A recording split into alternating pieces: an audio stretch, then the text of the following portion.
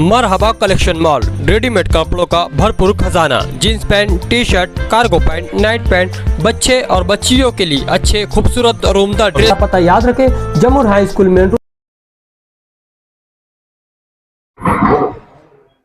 16 जनवरी को मालेगांव कारपोरेशन का रिजल्ट आया, जिसमें साफ तौर पर मालेगांव शहरियान ने मालेगांव सेकुलर फ्रंट को मैंडेट देते हुए उनका मेयर बनाए, ऐसा रुझान आया और 40 सीट मालेगांव सेकुलर फ्रंट की आई।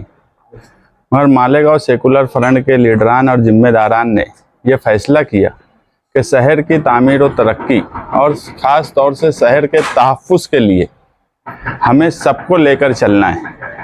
इसलिए हमने मौजूदा एमएलए मुफ्ती साहब को बोला कि वो भी हमारे साथ मेयर इलेक्शन में हमारा साथ दें।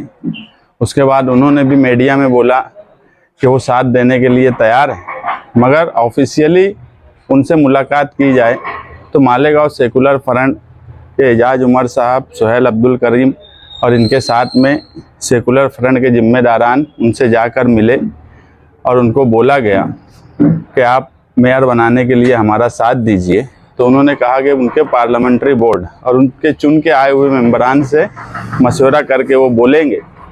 उसके बाद जो हमको मीडिया के ज़रिए जो खबरें मिली कि वो हैदराबाद गए, फिर हैदराबाद से आने के बाद महाराष्ट्र के हिमायम के सदर इम्तियाज़ जलील साहब मालेगांव आए और उन्होंने भी मीडिया में ये कहा कि मालेगांव सेकुलर फ्रंट के वो साथ में रहेंगे।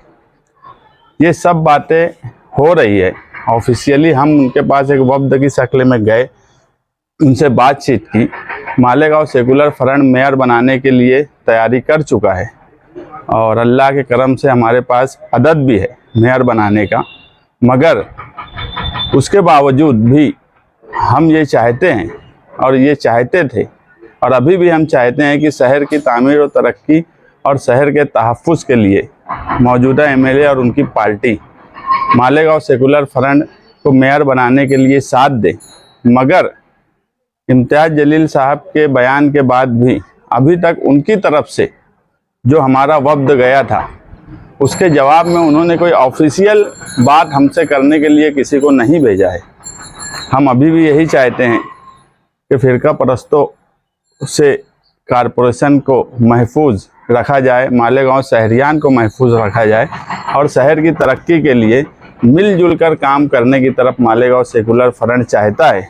और यही वजह है कि अदद होने के बाद भी हम सिर्फ ये चाहते हैं कि इस मर्तबा मालेगांव शहर के कामकाज को लेकर और जो मसाइल बार बार मालेगांव शहर के ऊपर उठते हैं, उनकी मालेगांव शहर की बदनामी की जाती है, तो इत्तेहाद के साथ मालेगांव सेकुलर फ्रंट का मेयर बने और कामकाज किया जा सके।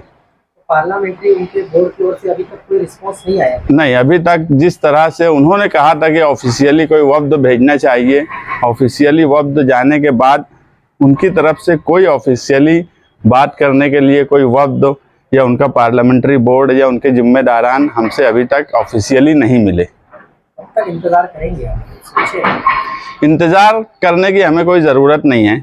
हम मेयर इलेक्शन लड़ने जा रहे हैं। मालेगांव सेकुलर फ्रंट अपना मेयर बनाने की तैयारी कर चुका है। मगर जो मैं बार बार हम मालेगांव सेकुलर फ्रंट बोल रहा है कि हम इत्तेहाद चाहते हैं और शहर की तामीर और तरक्की के लिए और ख़ास तौर से शहर के तहफ़्फ़ुज़ के लिए एक साथ हम दावत देते हैं कि एक साथ आया जाए मालेगांव कारपोरेशन में। मेजॉरिटी आपके पास है तो फिर मजबूरी कैसे? मजबूरी नहीं है, शहर के तहफ़्फ़ुज़ और शहर की तामीर के लिए हम चाहते हैं कि इत्तेहाद के साथ मालेगांव कारपोरेशन में काम किया जाए। सेकुलर फ्रंट में तो इंतशार है, सोशल मीडिया पर इस तरह चल रहा है कि कुछ कारपोरेटर दूसरों के नहीं, मालेगांव सेकुलर फ्रंट में कोई इंतशार नहीं है।